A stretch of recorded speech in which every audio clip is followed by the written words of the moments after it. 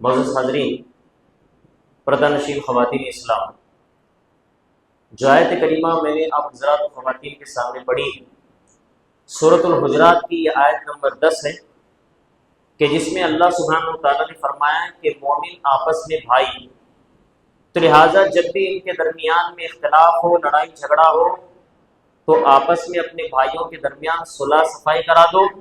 اور اللہ سبحانہ وتعالیٰ سے ڈرو، اللہ کا تقوی اختیار کرو تاکہ تم پہ رحم کیا جائے۔ اس آیت کریمہ کے اندر اللہ سبحانہ وتعالیٰ نے اہل ایمان کے تعلق سے پہلی بات تو یہ بتائی کہ ایمانی رشتہ بڑا اہم رشتہ ہوتا ہے، اور چونکہ مومن ایمان کے رشتے کی وجہ سے آپس میں بھائی بھائی ہوتے ہیں، اور دوسرا یہ بتایا گیا کہ جب بھی آپس میں دو گروہ کے درمیان میں ہو، دو خاندان کے درمیان میں ہو یا دو اشخاص کے درمیان میں ہو، جب کبھی بھی آپس میں جھگڑ رہے ہوں تو ہم سارے مسلمانوں کو، مومنوں کو کہا گیا کہ ان کے درمیان میں صلح صفائی کرا دو۔ یہ اللہ سبحانہ وتعالیٰ کا ایک واجبی اور تاکیدی حکم ہے، اور ساتھ میں اللہ تعالیٰ نے یہ بھی کہہ دیا کہ دوبارہ ایسی نوبت نہ آ جائے، تو لہٰذا تم اللہ سبحانہ وتعالیٰ کا تقوی اختیار کرو، اور جب تم اللہ تعالیٰ کا تقوی اختیار کرو گے تب اللہ سبحانہ وتعالیٰ کی رحمت تم پر ہوگی۔ تو لہٰذا آپ دیکھیے کہ شریعت اسلامیہ کے اندر ویسے تو کتاب و سنت کے اندر ایسے کافی نصوص آپ کو ملیں گے جس کے اندر شریعت نے اس کی اہمیت اور اس کی فضیلت کو بتائی ہے۔ یہ صلح صفا کرانے کا حکم کیوں دیا شریعت نے؟ اس کے کئی حکمتیں ہیں۔ اگر ہم حکمتوں پر غور کریں گے تو اصل چیز تو یہ ہے کہ جب ایک انسان آپس میں ایک دوسرے کے ساتھ میں رہتا ہے، ظاہر سی بات ہے کہ ایک انسان کا مزاج دوسرے انسان سے میچ نہیں کھاتا۔ اب ایسے موقع پر جب اللہ تعالیٰ نے خود انسانوں کے مزاج کو برابر نہیں رکھا، تو لہٰذا یہ توازن جب برقرار نہیں رہتا ہے تو لہٰذا یہ آپس میں چلتے چلتے اختلافات ہوتے ہیں، حتیٰ کہ نوبت لڑائی جھگڑے تک آ پہنچتی ہے۔ تو لہٰذا جب یہ لڑائی جھگڑا آپس میں ہونا طے ہے تو اب اس کے بعد میں مسلمانوں سے کہا جا رہا ہے کہ اگر تم کو کہیں پر بھی اس بات کی اطلاع ملے کہ دو آپس میں لڑ رہے ہیں، جھگڑ رہے ہیں، ان کے درمیان میں تعلقات ختم ہونے کو ہیں یا دونوں تعلقات کو ختم کر چکے ہیں، اب تم لوگوں کی ذمہ داری ہے، چونکہ تم ان کے بھائی ہو ایمانی رشتے کے اعتبار سے، تو جتنا ہو سکے اپنی پوری استطاعت پر ممکن پوری صحیح کرتے ہوئے دونوں کے درمیان ملانے کی کوشش کرو۔ یہ اللہ سبحانہ وتعالیٰ کے ایک تاکیدی حکم ہے۔ اب اگر شریعت اسلامیہ کے اندر ہم دیکھیں گے اس کی اہمیت کیا ہے کہ دو آپس میں بھائیوں کے درمیان صلح کرانا، آپس میں قطع تعلقات کو ختم کرنا، یہ اتنی بڑی اہم بات ہے کہ اللہ سبحانہ وتعالیٰ نے ویسے تو اس چیز کو ایک نعمت سے تعبیر کیا۔ اللہ سبحانہ وتعالیٰ نے سورہ آل عمران کی اس آیت کریمہ کے اندر اللہ تعالیٰ نے فرمایا وَاذْكُرُوا نِعْمَتَ اللَّهِ عَلَيْكُمْ إِذْ كُنْتُمْ أَعْدَاءً فَأَلَّفَ بَيْنَ قُلُوبِكُمْ فَأَصْبَحْتُمْ بِنِعْمَتِهِ إِخْوَانًا۔ اللہ سبحانہ وتعالیٰ نے لوگوں سے خطاب کرتے ہوئے فرمایا، کہا کہ ذرا اللہ سبحانہ وتعالیٰ کی اس نعمت کو یاد کرو کہ جب تم آپس میں دشمن تھے، جب بہت زیادہ تمہارے درمیان میں لڑائیاں عام ہوتی تھیں، لیکن اللہ تعالیٰ نے اپنے فضل اور اپنی رحمت کے بسبب اللہ تعالیٰ نے تم دونوں کو تمہارے درمیان میں بھائی چارگی قائم کی، اور تم سب کو اللہ سبحانہ وتعالیٰ نے بھائی بھائی بنا دیا۔ تو یہ اللہ سبحانہ وتعالیٰ کی ایک عظیم نعمت ہے۔ پھر اس کے بعد میں آیت نمبر 105 کے اندر آخر میں اللہ تعالیٰ نے دوبارہ یہ ارشاد فرماتے ہوئے فرمایا وَلَا تَكُونُوا كَالَّذِينَ تَفَرَّقُوا وَاخْتَلَفُوا مِن بَعْدِ مَا جَاءَهُمُ الْبَيِّنَاتُ۔ اللہ تعالیٰ نے کہا لوگوں ان لوگوں کی طرح ہرگز نہ ہو جانا جن لوگوں نے آپس میں فرقہ واریت پیدا کی، وَاخْتَلَفُوا اور آپس میں اختلاف کر گئے، بعد اس کے کہ ان سب کے پاس میں اللہ تعالیٰ کی طرف سے واضح دلائل موجود ہو گئے، وَأُولَٰئِكَ لَهُمْ عَذَابٌ أَلِيمٌ۔ اور اللہ فرما رہے ہیں کہ جو آپس میں ہمیشہ جھگڑا کرتے ہیں، فرقہ واریت پیدا کرتے ہیں اور ہمیشہ اختلاف کو عروج دیتے ہیں، اللہ سبحانہ وتعالیٰ فرما رہے ہیں یہی وہ لوگ ہیں جن پر اللہ سبحانہ وتعالیٰ کا دائمی اور خطرناک عذاب نازل ہوتا ہے۔ تو آپ دیکھیں گے اس آیت کریمہ کے اندر اللہ ہم سب کو اس بات کا حکم دے رہے ہیں، ایک تو آپس میں سب سے پہلے بھائی بھائی بن کے رہنے کی تعلیم دی گئی، اور دوسرا یہ کہ اگر مان لیے اختلاف اگر ہو بھی جائے کسی کے درمیان، اگر اطلاع ملنے کے فوراً بعد میں ہمیں ہماری یہ ذمہ داری ہے کہ وہاں پہنچ کر کے ان کے درمیان میں اس اختلاف کو ختم کرنا چاہیے۔ اس حوالے سے اگر اہمیت کی بات چل رہی ہے، قرآن میں خاص طور پہ اللہ سبحانہ وتعالیٰ نے ایک رشتے کو بڑی اہمیت دی ہے، وہ رشتہ میاں بیوی کا ہے۔ اللہ سبحانہ وتعالیٰ نے اس آیت کریمہ کے اندر فرمایا وَإِنْ خِفْتُمْ شِقَاقَ بَيْنِهِمَا۔ اللہ فرما رہے ہیں کہ اگر میاں بیوی کے درمیان میں تمہیں اگر اس بات کا خدشہ ہے کہ یہ دونوں لڑ بھڑیں گے،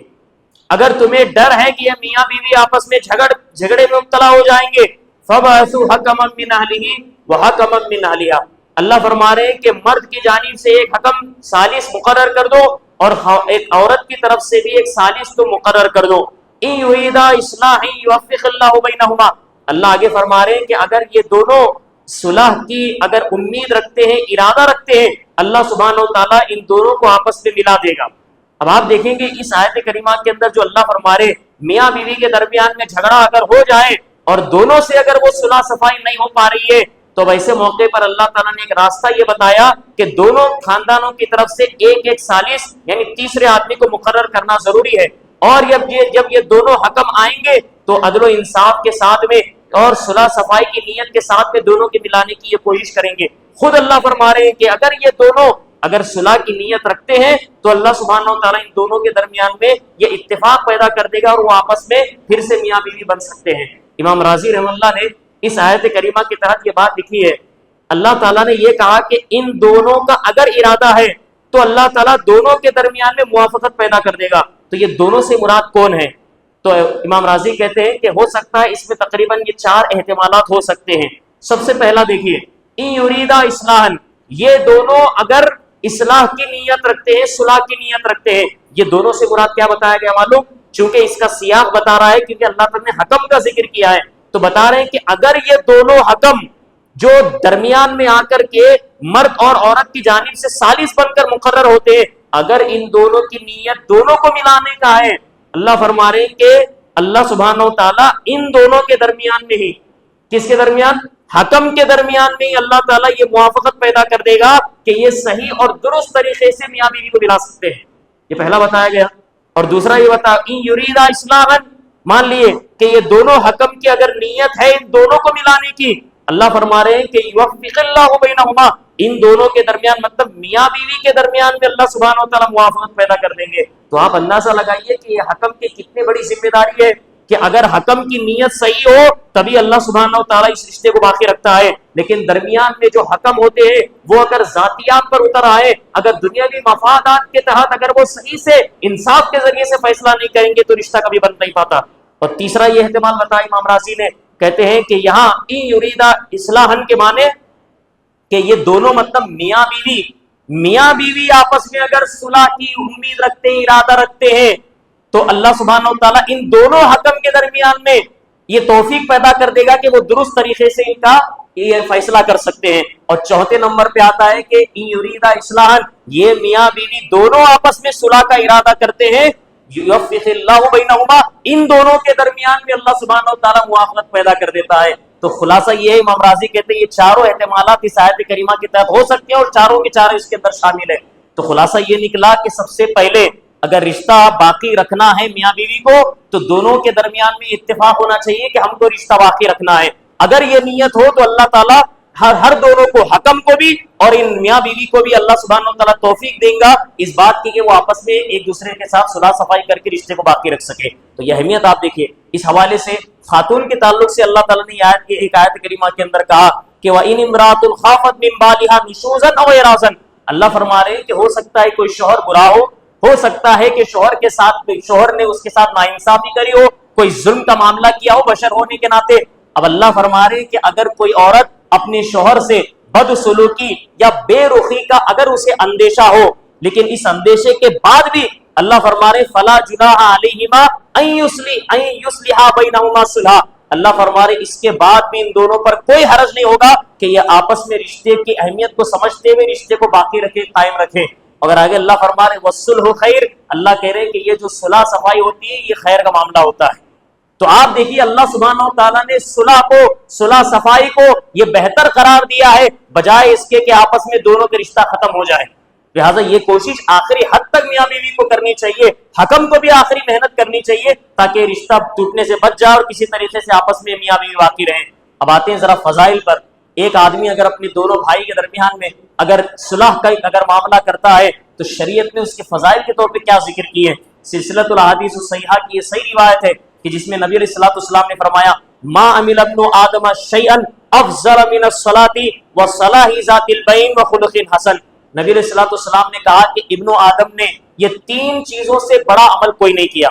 یہ 3 عمل سب سے بہتر آپ نے قرار دیے. سب سے پہلے نمبر پہ آپ نے بتایا، کہا کہ نماز، ایک انسان جو نماز پڑھتا ہے یہ سب سے افضل عمل کر رہا ہے. اور اسی کے فوراً بعد میں نبی صلی اللہ علیہ وسلم نے کہا اصلاح ذات البین، کہ دو آپس میں لڑنے والے کے درمیان صلح صفائی کرنا یہ سب سے عظیم عمل ہے۔ اور تیسرا بتایا خلق حسن، کہ ایک انسان دوسروں کے ساتھ بھلائی کا، حسن سلوک کا، اچھے اخلاق کا معاملہ کرتا ہے، تو نبی علیہ الصلوۃ والسلام کہہ رہے اس سے بہتر عمل اس نے اپنی زندگی کے اندر نہیں کیا۔ تو آپ دیکھیے کہ سب سے افضل عمل کس کو قرار دیا گیا؟ نماز کے بعد میں اصلاح ذات البین کو قرار دیا گیا۔ ایک اور روایت ہے ابو الدرداء رضی اللہ تعالیٰ عنہ سے، سنن ابی داؤد کی روایت ہے، ایک مرتبہ نبی علیہ الصلوۃ والسلام نے صحابہ سے سوال کیا، الا اخبرکم بافضل من درجۃ الصیام والصلاۃ والصدقہ، نبی علیہ الصلوۃ والسلام نے کیا میں تم کو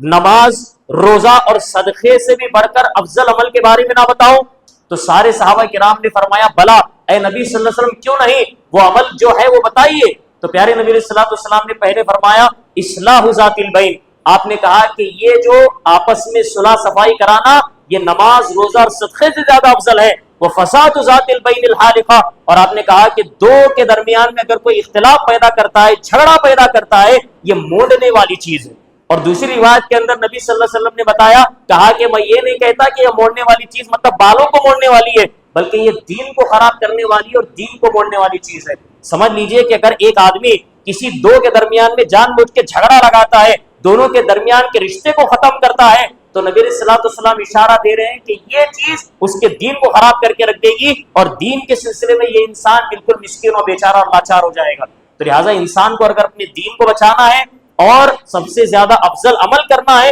تو اس کے لیے ضروری ہے کہ دو آپس میں جھگڑنے والوں کے درمیان جتنا ہو سکے استطاعت پر وہ انسان کو آپس میں ملانے کی فکر کرنی چاہیے۔ اب آپ دیکھیے کہ یہ جو حدیث کے اندر نبی صلی اللہ علیہ وسلم نے روزے سے بھی، صدقے سے بھی اور نماز سے بھی افضل قرار دیا ہے، تو اس کا جواب اہل علم یہ دیتے ہیں کہ یہاں نبی صلی اللہ علیہ وسلم کی مراد نفل کی طرف ہے، یعنی یہ نفل نماز سے افضل ہے، فرض نماز سے تو یہ افضل ہو ہی نہیں سکتا۔ لیکن اس کے باوجود بھی آپ دیکھیے ملا علی قاری رحم اللہ نے باقاعدہ انہوں نے مشکات کی شرح کے اندر یہ نقطہ اس حدیث کے تحت لکھا ہے، وہ کہتے ہیں کہ کبھی کبھار میں، مطلب مان لیجئے اگر وقت وہ اصلاح کا ضروری تھا تاکہ رشتہ باقی رہ سکے، تو لہٰذا سب سے پہلے اسے وہ عمل کرنا چاہیے تھا۔ اگر وہاں نماز کا بھی اگر وقت ہو جائے، روزے کا بھی اگر وقت ہو جائے، صدقے کا بھی وقت ہو جائے، لیکن وہاں اس موقع پر اصلاح کا اگر موقع آ جائے تو اسے سب سے پہلے اصلاح کی سبقت کرنی چاہیے، پھر اس کے بعد دوسرے اعمال سر انجام دینی چاہیے، کیونکہ یہ ذاتیات ہیں، یعنی یہ نماز، روزہ، زکوٰۃ اس کی ذات سے حد تک ہے، لیکن یہ جو صلح کرنے والی بات ہے وہ دوسرے لوگوں سے متعلق ہے اور بندوں سے متعلق ہے۔ تو ہمیشہ بندوں کے جو حقوق ہوتے ہیں وہ اللہ کے حقوق سے زیادہ مقدم ہوتے ہیں، انسان کو اس کی زیادہ فکر کرنی چاہیے۔ اس حوالے سے اور آپ دیکھیے کہ فضیلت کے حوالے سے نبی علیہ الصلوۃ والسلام کی حدیث مشہور ہے جو صحیح بخاری صحیح مسلم میں ہے، آپ نے فرمایا کہ ابن آدم جیسی صبح کرتا ہے تو اس کے جو 360 جوڑ ہوتے ہیں، ہر جوڑ پر اللہ سبحانہ و تعالیٰ نے صدقے کے ثواب کو واجب کر دیا، صدقے کو واجب قرار دیا ہے۔ اور آپ نے بتایا کہ ایک انسان اگر یا دل بین الاسنین صدقہ، اگر دو کے درمیان میں انصاف کے ساتھ اگر وہ فیصلہ کرتا ہے انشاءاللہ اس کے ذریعے سے بھی اسے صدقے کا ثواب ملتا ہے۔ تو حدیث طویل ہے، اس کے اندر بتایا گیا کہ انسان یہ عمل کرے گا تو اسے صدقے کا ثواب مل جائے گا۔ اور آخر میں نبی علیہ الصلوۃ والسلام نے کہا کہ اگر کوئی آدمی بس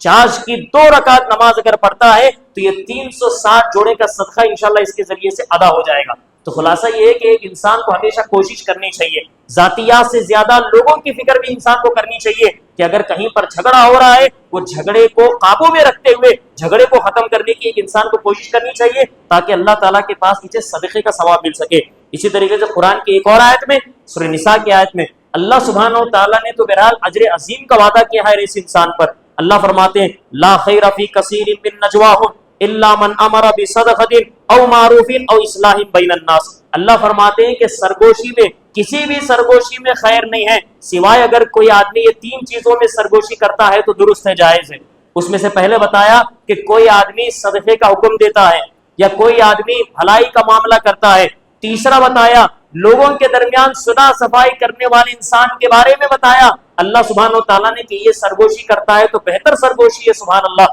اور آگے اللہ فرماتے ہیں وَمَن يَفْعَلْ ذَلِكَ ابْتِغَاءَ مَرْضَاتِ اللَّهِ، اور جو انسان یہ صلح صفائی اللہ تعالیٰ کو راضی کرنے کے لیے محض کرتا ہے فَسَوْفَ نُؤْتِيهِ أَجْرًا عَظِيمًا، اللہ فرما رہے ایسے انسان کو ہم بروز قیامت اجر عظیم سے نوازیں گے۔ تو لہٰذا اگر انسان کا تھوڑی محنت کرنا، تھوڑا سا وقت دینا، دو درمیان لڑائی کرنے والوں کے درمیان اصلاح کا کام کرنا، ہو سکتا ہے معمولی سا وقت لگ جائے اس کے درمیان، لیکن اللہ سبحانہ و تعالیٰ نے اجر عظیم کا وعدہ ایسے انسان کے ساتھ کیا ہے۔ اب آپ دیکھیے کہ اس حوالے سے کہ ایک انسان اگر لڑائی جھگڑا ہو گیا کسی دو کے درمیان، لیکن وہ آگے سے بڑھ کر کے صلح صفائی خود سے کرنا چاہتا ہے، پہل کرتا ہے اللہ کو خوش اور راضی کرنے کے لیے، تو ایسے انسان کے بارے میں بھی نبی علیہ الصلوۃ والسلام کی حدیث موجود ہے۔ پہلے تو آپ نے بتایا لا یحل لمسلم ان یہجر اخاہ فوق ثلاث لیال، نبی علیہ الصلوۃ والسلام نے کہا کہ کسی مسلمان کے لیے یہ حلال نہیں ہے، یہ جائز نہیں ہے کہ وہ اپنے کسی بھائی کو 3 دن سے زیادہ چھوڑ دے، ترک کلام کر دے، ترک تعلقات کر دے۔ اب اس حدیث کی روشنی میں اگر ہم خود اپنے خاندان کا جائزہ لیں، ہم خود اپنے بھائیوں کا جائزہ لیں، پڑوسیوں کا خیال کیجیے، اگر ہم معاشرے کا جائزہ لیں گے تو ہمیں ایسی کئیوں مثالیں مل جائیں گی کہ کافی سال اور عرصہ گزر چکا ہے لیکن یہ قطع تعلق کر دیے ہیں، رشتہ داری توڑ دیے ہیں، 3 دن تو بہت دور کی بات ہے، 30 سال تک بھی رشتہ ختم کیے ہوئے ہیں لیکن آپس میں ملنے کو آج بھی تیار نہیں ہے۔ تو یہاں نبی صلی اللہ علیہ وسلم کی حدیث سے 3 دن کی اجازت دے رہی ہے، اگر کسی کو قطع تعلق کرنا ہی ہے، بات چھوڑنا ہی ہے تو وہ صرف 3 دن کے اندر اندر تک اسے اجازت ہے، لیکن 3 دن کے گزرنے سے پہلے انسان کے لیے واجب ہو جاتا ہے کہ وہ اپنے بھائی کے پاس جائے، سلام کرے، خیریت پوچھے، اور ایسے موقع پر دونوں کے رشتہ جو ابھی فی الحال قطع تعلق تھا وہ قطع تعلق کو توڑنا ان کے لیے واجب تھا۔ اور آگے نبی علیہ الصلوۃ والسلام یہ بتا رہے ہیں، اہمیت بتا رہے ہیں، اس انسان کی فضیلت بتا رہے ہیں کہ اختلاف رکھنے کے باوجود بھی ایک انسان اگر پہل کرتا ہے، آپ نے کہا نہیں کسی کے لیے حلال نہیں ہے، فَيُورِثُ هَذَا وَيُورِثُ هَذَا، جب یہ دونوں آپس میں ملتے ہیں لڑائی جھگڑے کرنے والے تو ایک آدمی اس سے اعراض کر لیتا ہے، وہ اس سے اعراض کر لیتا ہے، وہ اس سے چہرہ پھیر لیتا ہے، وہ اس سے چہرہ پھیر لیتا ہے، لیکن نبی علیہ الصلوۃ والسلام نے کہا وَخَيْرُهُمَا الَّذِي يَبْدَأُ بِالسَّلَامِ، ان دونوں میں سب سے بہتر انسان وہ ہوگا جو سامنے سے جا کر کے سلام کر کے رشتے کو باقی رکھنے کی کوشش کرتا ہے۔ تو آپ دیکھیے ہم میں سے وہ کون انسان ہے کہ یہ سب سے افضل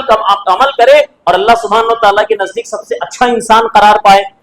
مان لیے کہ ہمارے دوست کے درمیان میں اختلاف ہے، بھائی کے درمیان میں اختلاف ہے، کسی رشتہ دار سے ہماری نہیں بنتی ہے، لیکن ایسے موقع پر اگر آگے بڑھ کر کے ہم خود سلام کر کے اگر ہم رشتے کو باقی رکھتے ہیں اللہ کی خاطر تو سمجھ لیجیے اللہ تعالیٰ کے نزدیک سب سے افضل انسان ہوگا۔ اور بھی کئی حدیثوں میں نبی صلی اللہ علیہ وسلم نے اور مختلف باتیں بتائیں، جیسے کہ کہا کفر الذنوب ہو، اگر کوئی پہل کر کے سلام کرتا ہے بس اتنا عمل کرنے سے اللہ سبحانہ و تعالیٰ اس کے سارے گناہوں کو معاف کر دیتا ہے۔ اور ایک روایت کے اندر یہ الفاظ ہے فَسَبْقُهُ بِالْفَيِّ كَفَّارَتُهُ، یہ جو سبقت وہ کر رہا ہے، دیکھیے بات اس سے پہلے ہم نے سبقت کی بتائی تھی نہیں کہ ایک انسان عبادت میں سبقت کرے گا تو کتنا افضل عمل ہے شریعت کے اندر، تو سبقت بھی اصلاح کے اندر بھی صلح کے اندر بھی ہوتی ہے۔ ایک انسان آگے سے بڑھ کے جتنا جلد ہو سکے آگے بڑھ کر کے وہ رشتے کو اگر قائم کرتا ہے، آپسی تعلقات کو ختم کر لیتا ہے، تو پیارے نبی صلی اللہ علیہ وسلم فرما رہے یہ عمل اس کے گناہوں کا کفارہ بن جاتا ہے۔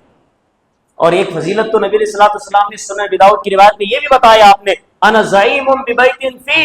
آپ نے بتایا کہ میں تو جنت کے اندر ایک محل بننے کی ایک گارنٹی اور ضمانت دیتا ہوں ایسے انسان کے لیے، لمن ترک المراء وان کان محقا، کہ وہ انسان حق پر ہوتے ہوئے بھی لڑائی جھگڑے کو چھوڑ کر کے رشتے کو باقی رکھتا ہے، ایسے انسان کی میں گارنٹی لیتا ہوں کہ اللہ تعالیٰ جنت کے اندر ایک محل اس کے لیے تعمیر کر دے گا۔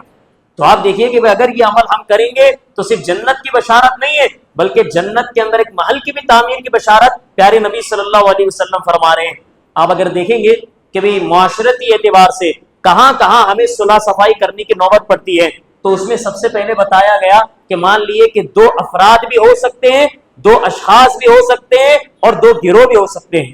2 گروہ کے درمیان میں اصلاح کرنے کی بات قرآن کی ایک آیت ہے، اللہ تعالیٰ نے فرمایا وَإِن طَائِفَتَانِ مِنَ الْمُؤْمِنِينَ اقْتَتَلُوا فَأَصْلِحُوا بَيْنَهُمَا، اللہ فرماتے ہیں کہ 2 مسلمانوں کے گروہ آپس میں اگر لڑ بھڑے تو اے لوگوں ان کے درمیان میں صلح صفائی کرنے کی کوشش کرو۔ اب یہاں نبی صلی اللہ علیہ وسلم کے زمانے میں بھی خود ایسا پیش آیا، کہا کہ اہل قبا یعنی قبا کے رہنے والے لوگ جو آپس میں مسلمان تھے، آپس میں بھائی بھائی تھے، لیکن ایک موقع پر ان کے درمیان اختلاف ہو گیا، جھگڑا ہو گیا۔ راوی کہتے ہیں کہ جھگڑا ایسا ہوا کہ پتھر برسانے کی بھی نوبت آ گئی، پتھر پھینکنے کی بھی برسات جو نوبت آ گئی۔ اس کے بعد نبی صلی اللہ علیہ وسلم کو مدینے میں جیسے بات معلوم ہوئی کہ میرے بھائی آپس میں لڑ رہے ہیں اہل قبا، تو فوراً آپ نے صحابہ سے کہا کہ جتنا جلد ہو سکے ہمیں قبا پہنچا دو، جاتے ہی ہم فوراً سب سے پہلے ان دونوں کے درمیان میں، ان دونوں گروہ کے درمیان میں اصلاح کا کام کریں۔ تو نبی صلی اللہ علیہ وسلم کی فکر دیکھیے آپ کیسی تھی کہ آپ کو جیسی اطلاع ملتی 2 شخص لڑ رہے ہیں فوراً نبی صلی اللہ علیہ وسلم گھر سے تشریف لے جاتے اور ان کے درمیان اس وقت تک نہیں لوٹتے جب تک کہ صلح نہ کر لیں. دو گروہ آپس میں لڑ رہے ہیں، فوراً وہاں جاتے اور دونوں کے درمیان میں صلح صفائی کر کے ہی نبی صلی اللہ علیہ وسلم کو چین و سکون ملتا تھا. تو اہل قباء کے درمیان میں بھی نبی صلی اللہ علیہ وسلم نے سبحان اللہ یہ اصلاح کا کام کیا، صلح کا کام کیا ہے. اس حوالے سے یہ تو بات تھی. ایک دوسری بات کہا کہ خاص طور پہ میاں بیوی کے حوالے سے ہے، وہ روایت مشہور ہے جو صحیح بخاری صحیح مسلم کی حدیث ہے. اس کے اندر کافی چیزیں ہمیں سیکھنے کو ملتی ہیں کہ ایک مرتبہ نبی صلی اللہ علیہ وسلم فاطمہ رضی اللہ تعالیٰ عنہ کے گھر تشریف لے گئے. یعنی ایک باپ ہے اپنی بیٹی کے گھر تشریف لے گئے ملنے کے لیے، ملاقات کے لیے.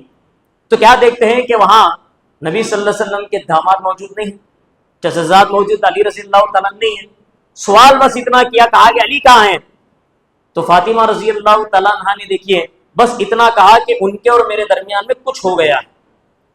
یہ بھی نہیں بتایا کہ کیا ہوا، جھگڑا ہوا، اس کی نوعیت کیا ہے، یہ تمام چیزیں کچھ بیان نہیں کی فاطمہ رضی اللہ تعالیٰ عنہ نے. بس اتنا بتایا کہ ان کے اور میرے درمیان میں کچھ ہوا ہے.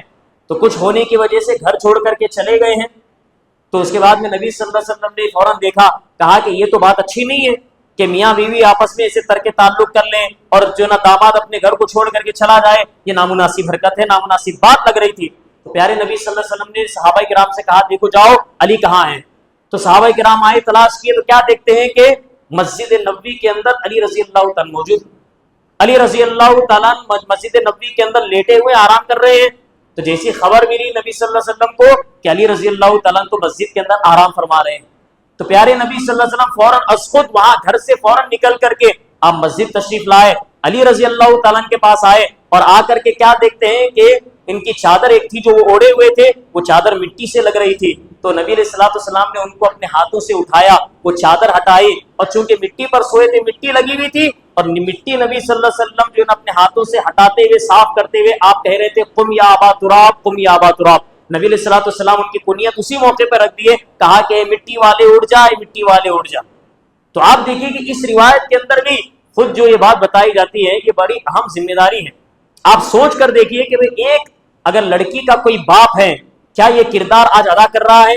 ایک لڑکی کا اگر باپ ہے، دونوں میاں بیوی کے درمیان میں اگر کچھ انبن ہو رہی ہے، اختلافات چل رہے، اختلافات چاہے لاکھ ہو جائیں لیکن پھر بھی ایک باپ کا کردار نبی صلی اللہ علیہ وسلم جیسا اس کا ہونا چاہیے کہ معلوم ہوا کہ میری بیٹی کا رشتہ ابھی خطرے میں ہے.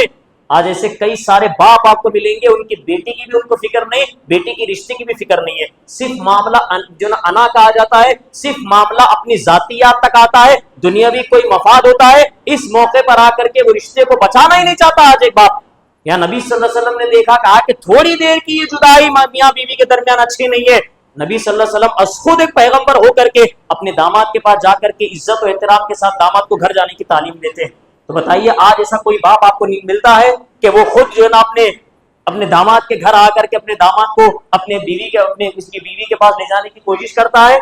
ایسے جو ہے نا بہت کم ملیں گے آپ کو اللہ والے، لیکن معاشرے کے اندر تو ایسی صورتیں پیش کرنا تقریباً ناممکن ہے. تو لہٰذا اس کے اندر یہی ایک باپ کو کردار سبحان اللہ ادا کرنا چاہیے، اپنے بیٹی کی فکر کرنی چاہیے اور اپنے بیٹی کے رشتے کی بھی جو ہے نا اس کو زیادہ سے زیادہ فکر ہونی چاہیے. اس حوالے سے تیسرا، رشتے داروں کے درمیان میں بھی اگر کہیں رشتے دار ہمارے آپس میں لڑ رہے ہیں، سالوں سے ان کے درمیان میں قطع تعلق ہوئی ہے، آج ہی انشاءاللہ کوشش کریے کہ آپ از خود جا کر کے جتنا اپنے سے ہو سکے ان کے درمیان میں صلاح صفائی کریں گے انشاءاللہ. اس میں ایک واقعہ میں آپ کے سامنے پیش کر دوں. کہا کہ یہ واقعہ خود عائشہ صدیقہ رضی اللہ تعالیٰ عنہ کا ہے. واقعہ کچھ یوں ہے کہ ایک مرتبہ عائشہ رضی اللہ تعالیٰ عنہ نے کچھ چیز بطور خیرات صدقات دیا تھا. تو اس کے بعد عبداللہ ابن زبیر رضی اللہ تعالیٰ عنہ جو عائشہ رضی اللہ تعالیٰ عنہ کے یعنی یوں سمجھے کہ ان کے بھانجے تھے، وہ عائشہ رضی اللہ تعالیٰ عنہ ان کے خالہ لگتی تھی.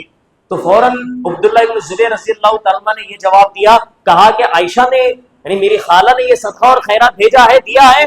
تو لہٰذا میری خالہ کو اس چیز سے باز آ جانا چاہیے، رک جانا چاہیے. اگر وہ صدقہ اور خیرات ایسا دینے سے نہیں روکیں گی تو میں ان کے اوپر حجر کا حکم لگا دوں گا. حجر کا حکم لگانے کا مطلب یہ ہے کہ مان لیے کہ اگر کوئی کسی کا اگر ایک ذمہ دار ہے، وقت حاکم بھی ہو سکتا ہے، وہ کسی پر حجر کا حکم لگانے کا مطلب یہ ہے کہ وہ اس کے بعد اپنے مال میں خود تصرف نہیں کر سکتا. مال میرا ہے لیکن میں تصرف نہیں کر سکتا کیونکہ مجھے حکم حاکم کی طرف سے مل چکا ہے. تو عبداللہ ابن زبیر کہہ رہے ہیں کہ میں حجر کا حکم لگا دوں گا عائشہ پر، میری خالہ پر، اگر وہ صدقہ و خیرات اس نوعیت سے کر دینے لگ جائیں. عائشہ رضی اللہ تعالیٰ عنہ کو یہ بات معلوم بھی، کہا کہ ان کے بھانجے یہ بات کہہ رہے ہیں خالہ کے بارے میں. تو فوراً اسی موقع پر انہوں نے تحقیق کی، معلوم ہوا، تصدیق کے بعد انہوں نے یہ جملہ کہا، میں اللہ تعالیٰ سے یعنی قسم اٹھاتی ہوں، نظر مانتی ہوں کہ آج کے بعد میں کبھی بھی ابن زبیر سے گفتگو نہیں کروں گی، ابن زبیر سے بات نہیں کروں گی۔ تو اس کے بعد میں دونوں کے درمیان میں یہ اختلاف چلتا رہا، یعنی ایک عرصہ دراز تک یہ بات چلتی رہی، دونوں کے آپس میں درمیان میں گفتگو نہیں ہوئی، کلام نہیں ہوا۔ اس کے بعد عبداللہ بن زبیر رضی اللہ تعالیٰ عنہ نے یہ دیکھا، کہا کہ یہ قطع تعلق تو بہت عروج تک پہنچ گیا، بہت زیادہ تاخیر ہو چکی ہے، اور نبی صلی اللہ علیہ وسلم کی حدیث انہیں یاد آئی کہ 3 دن کے اندر اندر اگر رشتہ بچا لیے بہتر ہے، اس سے زیادہ اگر ہو گئے تو اس کے نقصانات ہیں، اور یہ خود نبی صلی اللہ علیہ وسلم نے حدیث کے اندر کہا یہ تو حلال نہیں ہے، جائز نہیں ہے۔ تو یہ جب فکر ان کے دل میں آئی تو فوراً اسی صورت میں انہوں نے کیا کہا، سب سے پہلے سفارش کرنے کے لیے دوسرے لوگوں کو بھیجا،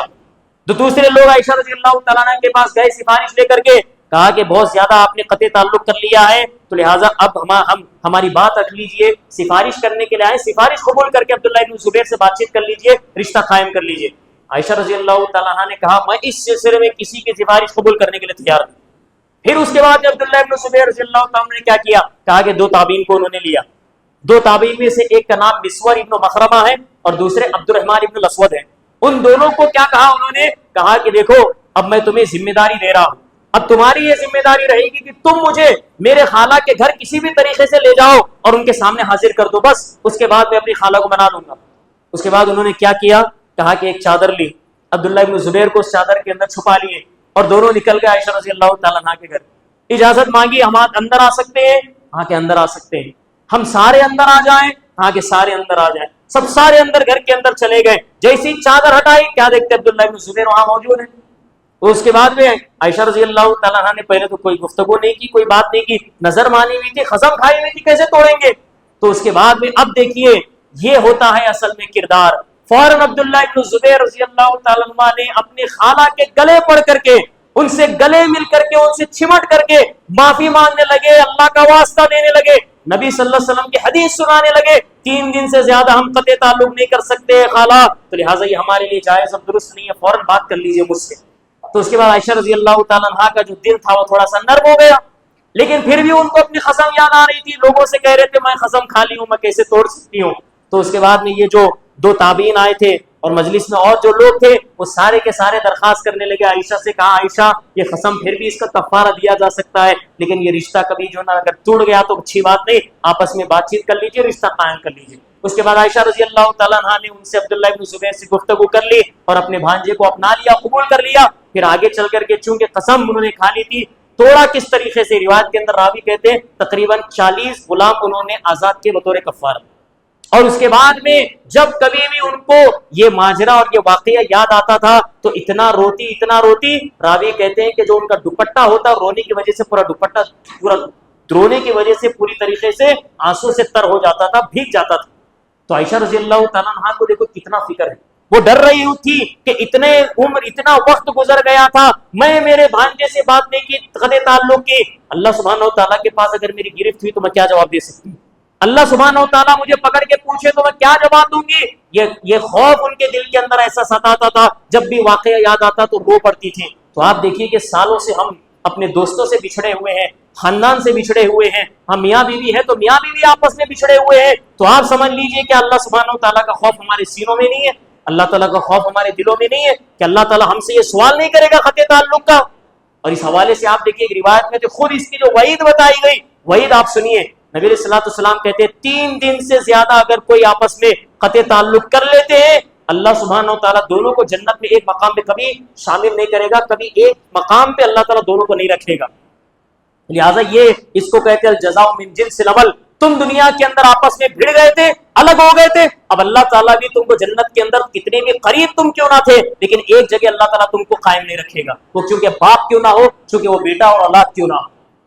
تو لہٰذا اگر ہم یہ چاہتے ہیں کہ ہماری جو فیملی ہے وہ اہل ایمان ہے، جنت کے اندر ایک ساتھ اگر ہم اپنی فیملی کو دیکھنا چاہ رہے ہیں تو اس کے لیے یہی واحد راستہ ہے کہ ہم اللہ کے خاطر آپس میں یہ رشتوں کو باقی رکھتے ہوئے جھگڑوں کو ختم کر کے ہم اپنے کو رشتے کو قائم کریں گے، انشاءاللہ اس کے ذریعے سے ہمیں آخرت میں بھی اللہ تعالیٰ ایک مقام پہ فیملی کو انشاءاللہ جمع کر دے گا۔ اور یہ بھی حدیث آپ نے کئی مرتبہ سنی ہے،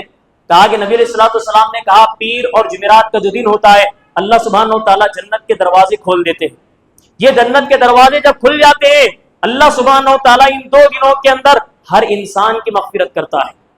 یعنی کس انسان کی مغفرت کرتا ہے؟ وہ انسان جو توحید پرست ہے. ہاں وہ انسان جو مشرک ہے اللہ تعالیٰ اس کی مغفرت نہیں کرتے. آگے بتا رہے ہیں جیسے مشرک کی مغفرت نہیں ہوتی اسی طریقے سے اس انسان کی بھی مغفرت اللہ نہیں کرتے جس انسان کا رشتہ کسی سے ٹوٹ چکا ہے. کس نے قطع تعلق کیے 3 دن سے اوپر ہو گیا, پیر اور جمعرات کا دن اگر آ گیا جنت کے دروازے کھلنے کے بعد بھی اس کے لیے نہیں کھلے ہوئے ہیں, اور اللہ تعالیٰ کی جو مغفرت عامہ اس انسان کو حاصل نہیں ہوگی. اللہ تعالیٰ فرشتوں سے کہیں گے, 3 بار آپ نے یہ جملہ فرمایا, انذروا ھذین حتی یصطلحا, انذروا ھذین حتی یصطلحا. فرشتوں سے اللہ تعالیٰ فرماتے ہیں ان دونوں کو چھوڑ دو اسی حالت میں جب تک کہ یہ دونوں آپس میں صلح نہ کر لیں. اسی حالت پر دونوں کو چھوڑ دو جب تک کہ یہ دونوں آپس میں صلح نہ کر لیں. تو مطلب یہ کہ اللہ تعالیٰ کی مغفرت نہیں ہو رہی ہے ان دنوں جو آپس میں قطع تعلق کر لیے ہوئے ہیں. کسی بھی تعلق سے ہوگا, دنیاوی تعلق سے ہی تو قطع تعلق ہوتا ہے آپس میں. تو لہٰذا انسانوں کو دل بڑا کرنا چاہیے اور ان میں سے کوئی ایک تو انشاءاللہ آگے پہل کر کے رشتے کو قائم رکھنے کی انشاءاللہ اس کے بہرحال کوشش کرنی چاہیے. اس حوالے سے آپ دیکھیے آداب بھی علماء نے ذکر کیا ہے. اگر ہم کسی کے درمیان میں صلح صفائی کرانے کی ذمہ داری اٹھا لیے ہیں تو شریعت ہمیں چند آداب بتاتی ہے, چند آداب کا بھی خیال کرنا چاہیے. اس میں سے سب سے پہلا کہا کہ میں یہ جو صلح کرا رہا ہوں یہ پیسے لینے کے لیے نہیں ہے. بہت سارے لوگ صلح کراتے ہیں ان کے پیچھے پیسہ مقصد ہوتا ہے, بڑے اچھی خاصی رقم لیتے ہیں. وہ یہ رقم ہمارے لیے مقصد نہیں ہونا ہے, اللہ سبحانہ و تعالیٰ کی رضامندی ہے. وہ جو آیت کریمہ ہم نے سورہ نساء کی پڑھی جس میں اللہ تعالیٰ نے خود کہا وَمَن يَفْعَلْ ذَلِكَ ابْتِغَاءَ مَرْضَاتِ اللَّهِ, جو انسان اللہ کی رضامندی حاصل کرنے کے لیے کرتا ہے تو اللہ سبحانہ و تعالیٰ کے پاس اجر عظیم سے نوازا جائے گا. تو یہی چیز ہے کہ سب سے پہلے رضا الہی یہ ہمارا ہونا چاہیے. پھر دوسرا یہ بتایا گیا عدل و انصاف کے ساتھ میں ہمیں فیصلہ کرنا چاہیے. ایک انسان مان لیے بیٹی کا باپ ہے, وہ صرف اپنے بیٹی کے حق میں بات کر رہا ہے, صرف اسی کے فیور میں بات کر رہا ہے. اگر یہاں مان لیے کہ ایک باپ اگر ہے بیٹے کا وہ صرف اپنے بیٹے کو ہی اچھا بتا رہا ہے, لڑکی کی غلطیاں نکال رہا ہے, یہ انصاف نہیں ہے, یہ عدل نہیں ہے. اللہ فرما رہے ہیں وَإِذَا حَكَمْتُمْ بَيْنَ النَّاسِ أَن تَحْكُمُوا بِالْعَدْلِ, اللہ فرما رہے ہیں اے لوگوں جب دو کے درمیان میں اگر تم انصاف کرنے بیٹھو تو عدل و انصاف کے ساتھ میں ان کے درمیان میں اصلاح کا کام کرو. تو یہ چیز مقدم ہماری ہونی چاہیے کہ کون غلط ہے اس کو غلط بتایا جائے, کون صحیح ہے اسے صحیح بتایا جائے, اور صحیح اور غلط کی روشنی میں انصاف کے ساتھ میں دونوں کے درمیان میں فیصلہ کرنا چاہیے. اس حوالے سے دیکھیے ایک اور چیز, شریعت کا تھوڑا بہت علم بھی ہم کو ہونا چاہیے, تھوڑی بہت سمجھ جو اللہ دیے نہیں وہ سمجھ کے حساب سے کرنا چاہیے. الحمدللہ کافی رشتے بچ جاتے ہیں صرف علم کی وجہ سے اور فہم کی وجہ سے. اگر کسی انسان کے پاس نیت اچھی بھی ہو لیکن اسے بات کرنے کا سلیقہ نہیں ہے, اگر اس کے پاس علم نہیں ہے, فہم نہیں ہے, لوگوں کے درمیان میں وہ کیسا اصلاح کر سکتا ہے. میں اس کی ایک مثال دیتا ہوں بس. امام اعمش رحم اللہ ایک وقت کے بہت بڑے محدث تھے. ان کا خود کا واقعہ ہے کہ ان کے اور ان کے بیوی کے درمیان میں اختلاف ہوا. ظاہر سی بات ہے, آپ بتائیے کون ایسا رشتہ ہے دنیا کے اندر کہ میاں بیوی کے درمیان میں لڑائی جھگڑے نہیں ہوتے, ہر گھر میں ہوتے, گھر گھر کی بات. امام اعمش رحم اللہ کا کچھ انبن ہو گیا اپنی بیوی سے, اب اس کے بعد میں بیوی ناراض ہو گئی, بات چیت چھوڑ دی.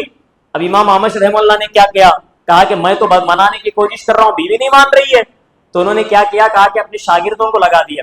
اور شاگرد بھی کیسے, فقیہ شاگرد تھے لیکن علم نہیں تھا ان کے پاس, علم کی کمی تھی. فقیہ تو تھے لیکن علم کی کمی تھی. کہا کہ جاؤ میری بیوی کے پاس جاؤ اور پردے کی حالت میں میری بیوی سے کہنا کہ بھائی امام اعمش یعنی میں مجھ سے جو نا بات چیت کر لیں, شوہر سے ہے نا گفتگو کرنا شروع کر دیں, یہ جو ہے انبن ختم کر دیں. اس کے بعد میں یہ سارے شاگرد گئے اور شاگرد جانے کے بعد بات کیسے کر رہے ہیں, وہ یہ کہہ رہے ہیں کہ دیکھو یہ جو ہمارے استاد ہیں امام اعمش, آپ کے جو شوہر ہیں دیکھو یہ کمزور ہیں بیچارے, ہاں آنکھ سے نابینا ہیں اور جو ہے نا ہڈیاں ان کی کمزور ہو چکی ہیں, تو لہٰذا یہ جتنے بھی عیب تھے وہ سارے عیب بیوی کو بتانے لگے. اب اس کے بعد جب امام اعمش کو یہ بات معلوم ہوئی تو اپنے شاگردوں سے یہ کہنے لگے ارے کیا کہیں, اللہ سبحانہ و تعالیٰ یعنی تمہارا برا کرے, تمہارا برا ہو جائے کہ جتنے عیب میری بیوی نہیں جانتی تھی وہ مزید میرے عیب تم جا کر کے مجلس کے اندر میری بیوی کو بتا کے آئے ہو. اب کس طریقے سے اصلاح ہو سکتی ہے ہمارے درمیان. تو آپ سمجھ لیجیے کہ یہ حرکت انسان کو نہیں کرنی چاہیے. انسان کی جو خوبیاں ہوتی ہیں وہ خوبیاں سامنے رکھنے کی ضرورت ہوتی ہے. انسان کے سامنے اگر خوبیاں کسی کی بتائی جائے ہو سکتا ہے وہ خوبیاں دیکھ کر ہی صحیح وہ انسان جو قطع تعلق کیا ہوا ہے وہ قطع تعلق انشاءاللہ توڑ کر کے وہ رشتے میں واپس سے انشاءاللہ بن سکتی ہیں. بہرحال خلاصے کے طور پر یہ جو آج کا موضوع آپس میں صلح صفائی کے حوالے سے جو ہم نے بیان کیا ہے یہ ایک تاکیدی حکم ہے جو قرآن و حدیث کے اندر واضح طور پہ بتایا گیا ہے. ایک انسان اگر اس کو عمل کرے گا تو انشاءاللہ تعالی دو کے درمیان میں رشتہ قائم رہے گا. اب جب رشتہ قائم رہے گا اسی طریقے سے معاشرے کے اندر پرامن حالات اللہ تعالیٰ خود بخود انشاءاللہ اپنی طرف سے نازل کرتے ہیں. دعا اللہ سے کہ اللہ سبحانہ وتعالیٰ ہم سب کو یہ جو تاکیدی حکم آپس میں صلح صفائی کرانے اور خود کی اصلاح کرنے کی جو بات ہے، سب سے پہلے اللہ تعالیٰ اس پر غور و فکر کرتے ہوئے اللہ کی رضامندی کے لیے یہ عمل انجام دینے کی ہم سب کو توفیق نصیب فرمائے. آمین. وقل قولی ھذا واستغفر اللہ لی ولکم ولسائر المسلمین انہ هو الغفور الرحیم.